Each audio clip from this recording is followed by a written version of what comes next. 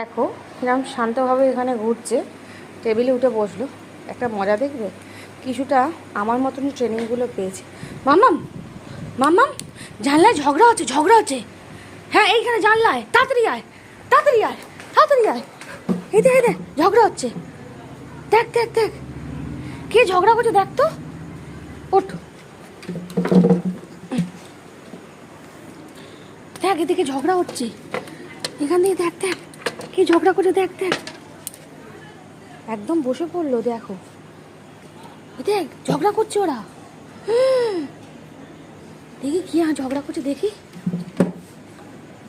দেখ কত লোক আসছে।